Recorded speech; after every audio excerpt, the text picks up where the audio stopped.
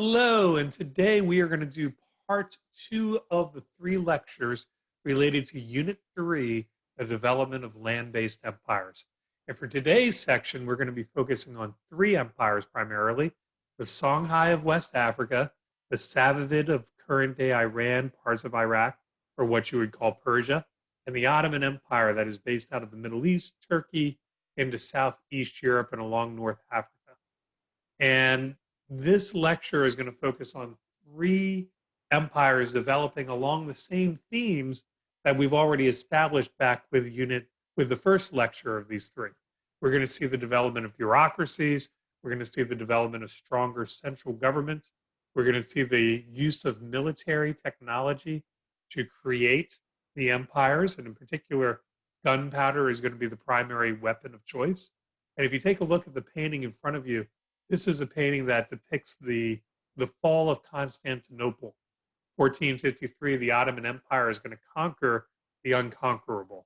And if you take a look at the picture, you will see in the right corner, in the lower right corner, somebody shooting a firearm, somebody shooting a gunpowder weapon. And this is a tribute to the role that gunpowder is starting to play in the development of these land-based empires. So when we take a look at the next slide, I want to just give you an idea of geography. So when I mentioned the Songhai Empire, I'm talking about an empire that develops here in West Africa. It is the latest version of a sub-Saharan kingdom in West Africa. And if you look at where it's located geographically along the Niger River, this is going to build off of the Mali Empire and the Ghana Empire.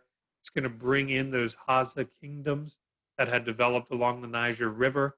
So that means that a lot of what we've learned about the Mali, we can apply right here to the Songhai.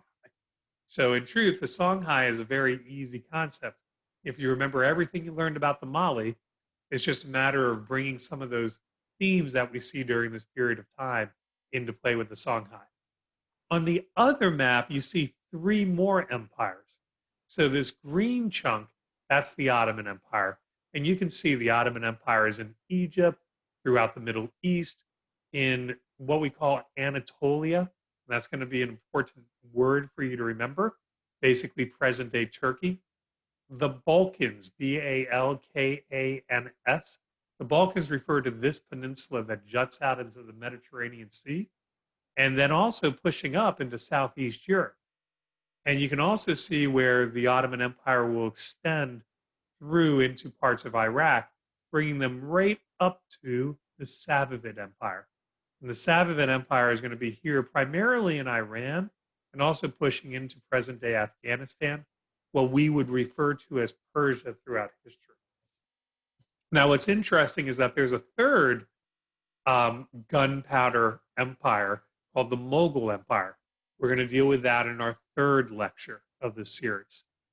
But what I want you to note is that these three empires are referred to as the gunpowder empires. And that's something that you want to start associating right now, is that these three empires, the Ottoman, the Safavid, and the Mughal, all expand and establish themselves as a larger kingdom due to gunpowder. And we could say the same thing with Russia. We can say the same thing with the overseas empires of Western Europe. We can say the same thing with the Qing Empire that will develop in China that we'll look at in the next lecture as well. The one thing I do want to point out is that the Songhai Empire does not develop because of gunpowder. This is another development that takes place that relates to other developments of the fall of the Mali Empire, civil wars that have sparked throughout this region, and the Songhai filling kind of a leadership vacuum in this area. But they do not have the gunpowder weapons that we see throughout these three. In fact, when these three are coming into their prime, the Songhai has already gone. So you want to keep that in mind, that they're land-based empires, but there is a difference. The Songhai does not have gunpowder weapons, whereas the Ottomans, the Safavid, and the Mughal do.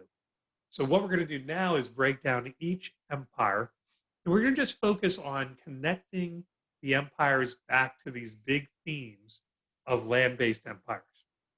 And we're going to keep hammering that idea that even though they are different empires, even though they have their own narrative, their own story, they're shaped by different elements of culture, they do have similarities that we want to pick up on. So when we look at the Songhai Empire, this goes from 1460 to 1591. And the Songhai are going to rise because of the military leadership of a king named Sunni Ali. And what Sunni Ali does is he takes this independent state called the Songhai and he starts to fill in a vacuum that is developed because of the downfall of the Mali Empire. So what's happening is that by about the 1400s, the Mali Empire's leadership is becoming more corrupt. There is more division between the central government and the local governments, and a breakdown is starting to take place.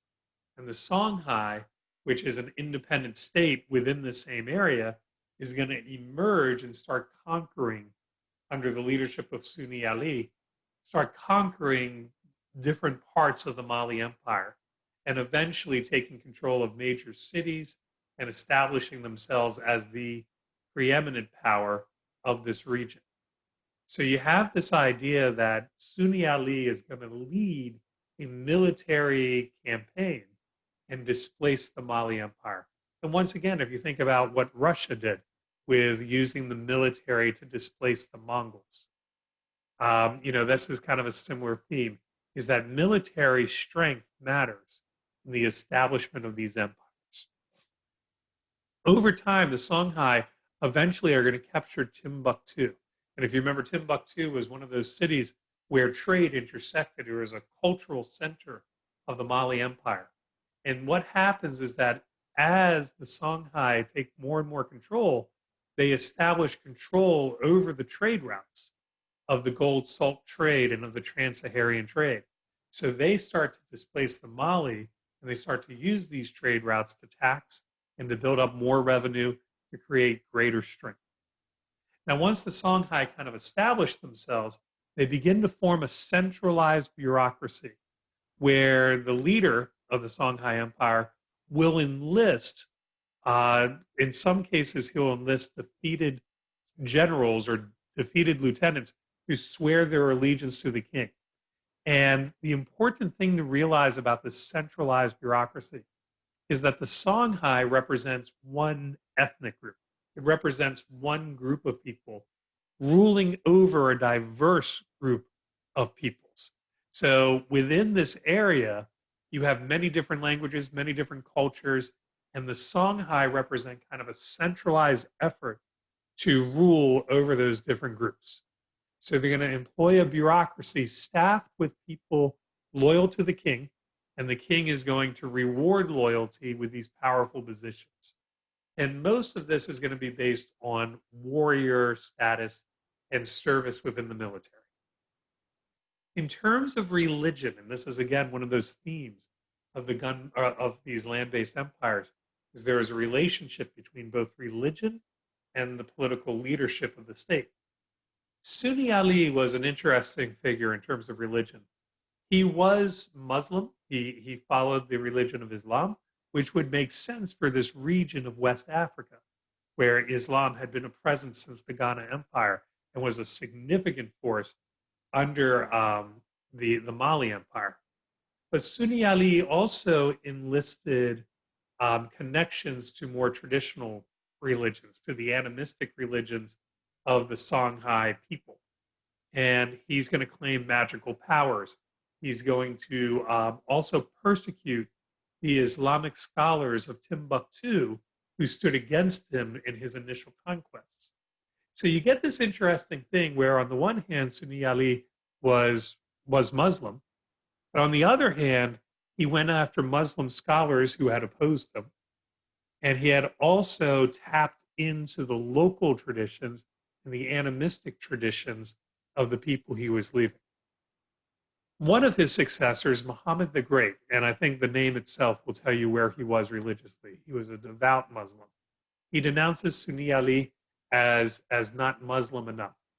And Muhammad the Great begins to put into practice much more Islamic ways of doing things.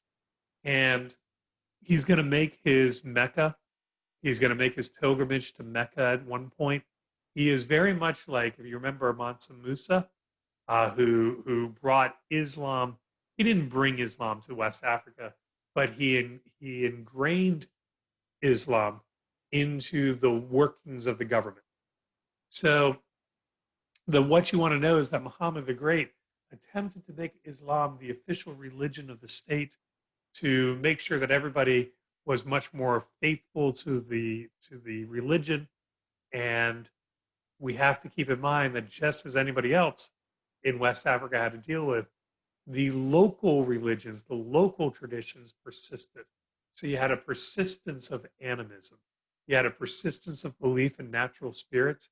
And while the government may have been Islamic, they continued to practice the traditional rituals. And in this way, they're very much like the Mali. So on one hand, the central government uses Islam to try and create unity throughout their state. But on the other hand, the rulers are going to use local religions, keeping local traditions alive, keeping local festivals going, as a way of connecting with the people that they rule. But it is important to see that there's a difference. The ruling class is Islamic, while the lower class is going to continue to stay with their traditional religions. Over time, the Songhai are going to get caught up with this diversity of their empire, and civil wars eventually are going to break out. As leaders become weaker, as leaders become seen as more corrupt, what happens is that the control the Songhai has over the diverse people begins to break down, and uprisings begin, civil wars begin throughout the Songhai Empire.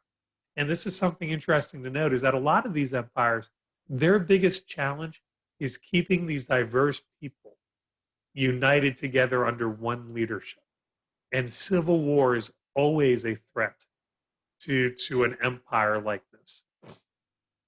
As the Civil War begins to create internal unrest, a group of Moroccans are going to cross the Sahara Desert and attack the Songhai Empire in 1591. And the key thing to recognize about this is that those Moroccans who invade from the north through the Sahara Desert and attack the Songhai Empire and eventually defeat it are armed with muskets. So with the Songhai, the downfall of the empire is at the hands of gunpowder weapons, which again illustrates the importance gunpowder is playing in the life and fate of these land-based empires. So that's the Songhai. Basically, if you remember a lot of the Mali Empire, the reliance on the trans-Saharan trade, taxation of the gold salt trade, the Islamic nature of the state, and also the incorporation of animistic traditions into the society, then you understand everything you need to understand about the Songhai. You know, it's really not that radically different. Now, if we go to the next one, the Safavid Empire from 1502 to 1736. So let's go to the rise of the Safavid. So the Safavid rise up in about the 1400s. And in the 1400s, this region of kind of Central Asia, Persian world is falling apart because the Ilkhanate, that rule of the Mongols within this region, is starting to break down. And the central rule of the Ilkhanate is starting to break down into regional powers. And this is kind of a theme throughout world history to always keep in mind, is that central states will eventually break down. And when those central states break down, the power usually goes to a regional authority. What this does is it creates a vacuum of central leadership within the region. And a group is going to start to emerge, a Turkish group, who are also Sufi. If you guys remember the Sufi missionaries of Islam, you know, they practice a form of mysticism. And a leader named Saladin is going to emerge preaching a religious vision of purifying the region and making it Islamic once again. Not just Islamic, but making it pure Islamic. So he represents kind of a return to basics, a fundamentalist religious movement. And I put the word Shiite in there. Now we need to go all the way back to Unit 1 and just recall that Islam had broken into two camps right around 661 CE. Civil war had taken place. One camp becomes the Sunni, who eventually support the development of the Umayyad Caliphate. And then another group becomes the Shia. And the Shia see themselves as a pure form of Islam and more connected to the Prophet of Muhammad. So what happens here in the 1400s is this group starts to emerge who makes it their goal to purify the region and make it a more pure form of Islam once again. And this we're going to connect to the Shia branch of Islam. Now, over time, what Saladin began continues on after his death. And the Safavid eventually are going to conquer a lot of what is today present-day Iran and also parts of Iraq. The group that does this, we call the Redheads. I know, it's because of their hats. It's not because of their hair. But the Redheads, what you want to do is associate them with religious fanaticism to a certain extent. They believe that they're doing the work of Allah. They believe that they are bringing order, not just political order, but religious and moral order to this region. And in about 1502, they begin conquering, having significant victories. And they begin to craft out an empire that is the present-day Iran. And a central leader is going to emerge named a Shah. And so if you look at number 3, letter B, the Shah, in this case, Shah Ismail, and then there will be other Shahs. But a Shah is the political leader of the Safavid, but he's also a religious leader. So we see these two ideas coming together and forming the basis of that power for that individual. Now, as the Safavid Empire begins to grow, it runs into another developing empire called the Ottomans. And the Ottomans and the Safavid are going to have a fight. And that's the Battle of Chaldiran, 1514. The significance of this battle can't be overstated for the Safavid and for the Ottomans. So it puts the Safavid Empire against the Ottoman Empire. It's also Shiite Islam versus Sunni Islam. And you're seeing kind of by this point, a 1,000-year-old feud still playing out later. And today, when we look at the competition between Saudi Arabia and Iran, we can still see the legacy of the Sunni versus Shiite rivalry. In this case, Saudi Arabia is primarily Sunni, whereas Iran is primarily Shiite. And those two countries are competing with each other today. And you can still find that competition rooted in this Sunni Shiite split. This battle also marks the first time that artillery weapons are used to such a great extent. So the gunpowder factor is very important within this conflict. And what it ultimately does is it stops the Safavid advance. So the Safavid are expanding. They have their battle with the Ottomans. Now that expansion is over. And the Ottoman Empire can continue on. The Safavid Empire is where they are. And that is that. That's why that battle matters. So once the empire develops, what the Shah is going to do is create a bureaucracy that has diversity. He's going to bring in the Turkish warriors that were so critical to the conquest. But he's also going to enlist Persian bureaucrats to run the government. And of course, this is going to create a tension and a rivalry. And then the third thing that the Shah will do is bring in Russians who have been captured in battle and put them into a slave status where they're servants or they're slaves to the state. And they're going to become government advisors. They're going to become soldiers, military officers, bureaucrats. And now what you have is, again, another type of diversity where you have 3 different groups working together and sometimes against each other within this massive bureaucracy that runs the Safavid dynasty. And the slave army of the Shah and the importance of gunpowder is something we're going to see. What happens is primarily those southern Russians become trained to be the army of the Shah. Their loyalty is to the Shah. But they also are the ones who are trained in the use of the gunpowder weapons. They're the ones with the control and access. And while on one hand, this would strengthen the power of the Shah because he's able to control this powerful weapon. He has an army that is loyal to him. It also creates a power within the bureaucracy because here's a group of people who control a technology and they can sometimes determine who the next Shah will be. And we're going to see that as a commonality with the Ottomans. In terms of religion, Shiite religion is the order of the day within the Safavid. And to break from the Shiite religion is to do a dangerous thing. But the state is going to get heavily involved in the education of its citizens in terms of religious values. And that's where the mullahs come in. So the mullahs are scholars, teachers that teach Shiite Islam to the people. But they are employed, paid for, and loyal to the state.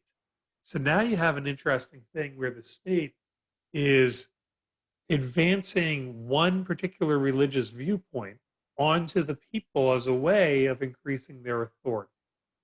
And again, that gets back to that idea of how states and religion interact. In this case, the Safavid are using religion as a way of controlling its people and having the people loyal to the government as well as to the ideals of Islam. And the second part where it says religious education in the state, this reinforces what I was talking about. The idea that the state will create an educational system to promote these religious values throughout its empire. And that creates a unity amongst this group of people. And then the last thing I put down there was the spread of Shiite. So we've learned in the past that there's this concept of the people of the book. And we talk about this tolerance that we see within the Muslim empires. When you look at the Safavid, there were Christians and there were Jews that did live within those borders. And those Christians and Jews from different times were tolerated and were allowed to freely worship. But there would be other times that there would be a pressure on them to convert. Depends who the ruler is. But the big animosity is reserved for the Sunni Muslims living within the Shiite borders. And to the Shiite, the Sunni Muslims were the ones who really needed to convert over. Whereas the Christians and the Jews, there would be times of persecutions and there would be times of tolerance. But the Sunni Muslims, there is a lot more persecution than there was tolerance. And then the last thing, I think I talked about how using buildings and art advanced legitimacy of the government. And the Safavid are going to fund the building of mosques and other city buildings throughout the Safavid dynasty, building up the infrastructure, if you will, of the empire. And if you take a look at the picture to the right, you can see this use of blue throughout the design is very much a Persian influence. So what I want you to see about the architecture is not just that this is used to promote power, and this is used to promote religion, and this is used to promote wealth and status, but it also incorporates elements of the culture that they're within. In other words, if I went to the Ottoman Empire, I wouldn't find a lot of mosques that look like this. I would see different influences because it comes in a different area. And in this case, that heavy use of blue is a direct callback to a lot of Persian art and architectural features that predate the Safavid Empire and even predates the arrival of Islam. So that's something that we want to just keep in mind is how cultural influences come into play through architecture. Our last empire is the Ottoman Empire, and this is the big one, 1302 to 1918. So in the whole scheme of things, shoot, my grandmother was born when the Ottoman Empire was around. Just to give you an idea that this wasn't too long ago. And the Ottoman Empire develops, and I'm going to come down to this map on the bottom, out of this peninsula called Anatolia. So when we talk about the Ottoman Turks are, first of all, Turkic people. And if you remember back to Unit 1, the Seljuk Turks, the Delhi Sultanate, the Mamluks of Egypt, they were Turkish empires, Turkish people who developed an empire. So the Ottoman Turks are just the latest in the long line of Turks who have established a government within that region. The Safavid were Turkish in origin. So when we look at the Ottomans, their origins in Anatolia comes from a nomadic tradition and from a Turkish tradition. But instead of using they will use horses, they will use bows and arrows, but they also have gunpowder. And gunpowder is going to become the basis for their rise. So the Ottoman Empire is using cannons, what we would call field guns, artillery guns, as the backbone to their well-trained, passionate army. And that brings me to the second thing, the influence of Sunni Islam. To the Ottomans, to the leaders of the Ottoman Empire, they see themselves as the champions of Islam. They see themselves as the champion of Sunni Islam. And the idea is for them to reestablish an Islamic empire. Because if you remember, it went the Rashidun Caliphate, and then it became the Umayyad Caliphate, and then the Abbasid Caliphate. And those three represent central Islamic empires that covered a vast territory. And then you had the breakup of the Abbasid Caliphate. Then you had the arrival of the Mongols. You had the breakdown of the Mongolian Empire. And Islam was going into kind of disunity. So the Turks, the Ottoman Turks, see themselves as the restorers of this unified Islamic state. And that's where the influence of Sunni Islam comes. The conquest of Constantinople is going to expand the Ottoman Empire into into the most important city in this region, the capital of the Byzantine Empire. And when Constantinople is conquered, I mean, that's a huge blow against the Christian world and a big victory for the developing Islamic world or the recovering Islamic world. And that can't be overstated just how big this conquest was. That's why Moscow will see themselves as the heir apparent to the Byzantine Empire and continue that influence through Moscow. And then what happens is that over time, we get another leader named Suleiman the Magnificent. And he's a name you're going to want to know. The big thing about Suleiman the Magnificent is he expands the Ottoman Empire to its widest points. And if you take a look at the Ottoman Empire here, you start to see that from this dark green to the light green, that's what you're looking at with Suleiman the Magnificent. And his expansion of the Ottoman Empire, you can look at this and overlay it with maps of the Byzantine Empire, and you'll see that there's a lot in common.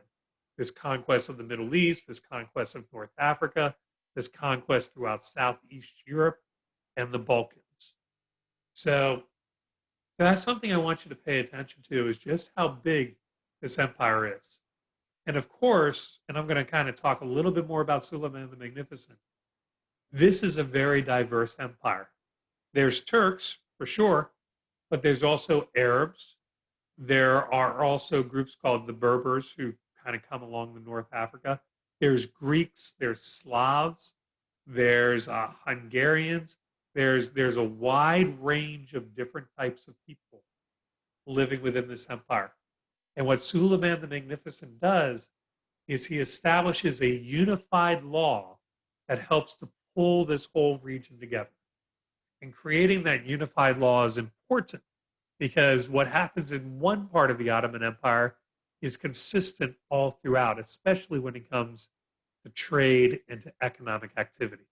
And that's why we call Suleiman the lawgiver, because he establishes an order, a standardized law which is going to increase the central power of the sultan in this case.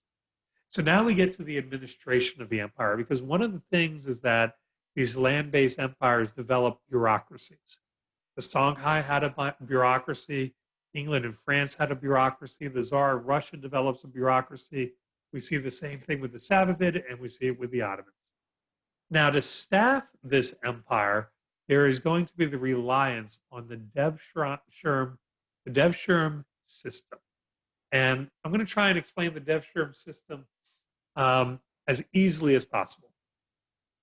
Basically, the DevSherm system is for the Ottomans to take young men that have been part of their conquests and put them into service of the state. So again, they represent a slave force who work for the Sultan. So the DevSherm system is to take the people captured in battle. So as the Ottoman Empire expands throughout Southeast Europe and they conquer town after town, the expectation is that those towns will hand over a number of young boys, young men, and those young boys will be taken into service for the state. Those young boys are going to receive an education. They're going to be trained. They're going to be tracked. Some of them will show great physical capability, so they'll end up becoming soldiers and officers in the military, while others will show a knack for bureaucracy and record keeping, and they'll go into the record keeping part of the government. And others will show a great ability to problem solve, and they'll become leaders and advisors to the Sultan. So some of these, or a lot of these boys, end up being in positions of significant power throughout the Ottoman Empire. And one of the groups that comes out of the DevSherm is the Janissaries. And the Janissaries are the Sultan's army. And this army, its loyalty is to the Sultan, and they are trained in the modern weapons of gunpowder. So again, we come back to here's this group that has a technological access that makes them powerful and formidable and highly influential. And over time, the Janissaries, they can make or break a sultan. When one sultan dies, the competitors for power, they're looking for loyalty from the Janissaries. And the Janissaries are going to use that to their advantage to increase their wealth, increase their influence, and increase their power and independence. Then we get to this idea that the Ottoman Empire develops an absolutism that looks a lot like West Europe and Russia. And that power is going to be fused within to the Sultan. And the Sultan, he is a political leader. You may remember the Sultan from Disney. A little bit more competent than that version. But the Sultan is going to be not only a political figure, but also reinforcing the religious values. And he becomes a religious figure as well, because he's kind of heir to that tradition that the Ottomans started with, which was to be a champion for Sunni Islam. And then, of course, you need revenue. So what's going to happen is there's going to be a concept called tax farming. So local peasants, local like small landlords are required to pay taxes. But to collect these taxes, the Ottoman Empire will appoint individuals to act as what we call tax farmers. Their job is to go out, collect the taxes, hand it over to the central government. And to become a tax farmer, to become that tax collector, was a pretty nice gig. So it went to people who were loyal to the Ottoman Empire. The Ottoman Empire is a military operation and is conquering. The soldiers who participate in those conquests, the warriors, become a class of landowners and tax collectors. So over time, being a warrior, a successful warrior, will get you a chunk of land to control, and you can collect taxes from that land, pass it off to the government. And of course, people being people, they're going to skim off the top, keep some of it for themselves, and increase their wealth and status as a result. Now we get to religion. Some of this is going to look very familiar. One, in this diverse empire, how does the Ottoman Empire deal with non-Muslims. And what we're going to focus on is what we call the dhimmi, or the Timmi, which are also people of the book. And now hopefully bells are ringing from Unit 1. These are the Christians and the Jews, primarily.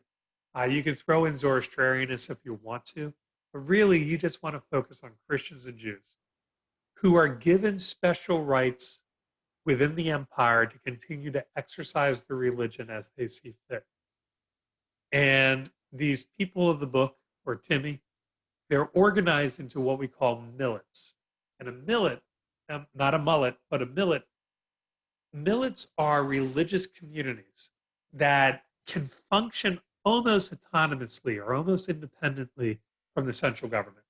In other words, the central government says to these groups, you can pass rules to regulate yourself.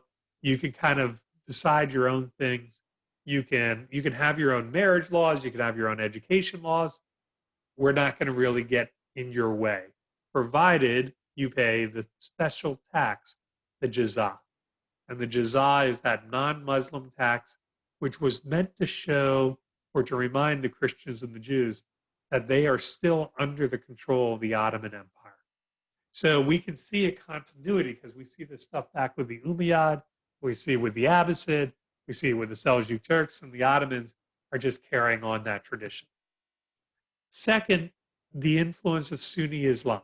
So this idea that Sunni Islam is going to be the primary version of Islam practiced throughout the Ottoman Empire, which creates a tension with anybody who is Shiite Muslim. And again, you get to this idea that the Ottoman Turks, they put up with the Christians and the Jews, basically. They expected the Christians and Jews to follow and adhere to certain restrictions, but otherwise they left those people alone. But Shiite Muslims were seen as much more of a threat and were much more harassed and much more persecuted within the Ottoman Empire. And then we have this interesting idea, number 3, the Balkans versus Anatolia. So again, I just want to kind of throw a couple geographical terms. If you look at the map and you look at where Greece is, basically, this peninsula that juts out into the Mediterranean is called the Balkans.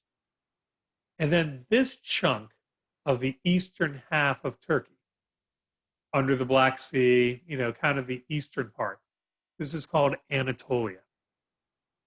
By the time of the Ottoman Empire, about 90% of Anatolia is already Muslim. So religion is not as much of a big deal. There's some Christian Jewish communities in there, but most of these people, and if you think about the history of this region, it makes sense. Most of these people are going to be Muslim already. So the tension isn't as high because it's an Islamic state, an Islamic government using Islamic law to rule over Islamic people. That's really not going to create a tension, and the religion is going to reinforce the government. However, in this region of Southeast Europe, about 90% of those people are Christian. And it's Orthodox Christian for most of this region, Eastern Orthodox, actually almost all of it. And that is going to set up a tension between the Ottoman world and this Southeast European Balkan world. And we're going to see how that plays out much further down the road. So you want to even see that within the Ottoman Empire, that Christian-Islam tension. In Anatolia, not as big of a deal. In Southeast Europe, much bigger of a deal. And that's going to play out as we go along. The last thing is to talk about architecture. And again, we get back to the idea that states increase their legitimacy by engaging in monumental buildings. And in the case of the Ottoman Empire, we want to focus on what happens to the city of Constantinople, which becomes renamed Istanbul. So Constantinople, by 1453, is a shell of its former self. The city is run down. Buildings are in disrepair. The place has seen better days. And as the Muslims come in, they take Constantinople and they begin to build it back up. Trade starts to return. Mosques are going to be built all throughout Constantinople. And if you take a look at the mosque that I put up in the top right corner or the top left corner, this is one of the most famous ones, built under Suleiman's leadership. And what's really important to note is the way that this building puts together the Islamic influences with the Greek influences of the Byzantine world. In other words, there's a lot of Greek and Byzantine influence in this that if I go back to here, you kind of look, let's just look at the dome, for example. You can see how this dome kind of has a wider edge to it, kind of a circumference that's much rounder at the base and kind of a smoother, if you will, smoother arc to it and much more ornate, much more decorative. But when you look at something like this, that dome is much sharper, much more symmetrical, even though they're both symmetrical. But if you take a look again at this base and how it kind of widens out and then comes back, that's definitely like a key component of Persian architecture. Whereas if you look at this one, you have this smoother kind of, the widest part of the dome is at its base. And that's more of a Greek influence. So here we see a much more Greek Byzantine influence playing out. And that's what happens with the architecture, is that it incorporates elements of the Greek and Byzantine world with the architecture of the Persian world and the architecture of the Turks and the architecture of the Arabic world. And you just have a different design style, if you will. Now, I also put down here in quotes the Hagia Sophia. If you remember that the Byzantine Empire, one of the great cathedrals, one of the great churches of the world, which was built back in the 500s, the Hagia Sophia, is going to be converted over to a mosque. Another example of how we have a syncretism of Greek/Byzantine Christian culture with the Islamic Ottoman Turkish world. And so with that, we kind of wrap up the second part of the three-part lecture series on the land-based empires. So again, just to remind you, we looked at the Songhai, the Safavid, and the Ottoman, all three of which are Islamic-based empires, but all three have a distinct characteristic and a distinct style. So next lecture will be on the Mughals, which is going to be in South Asia, and the Qing, which are going to be in China, and that will wrap up Unit 3. So till then, have a great day. Bye.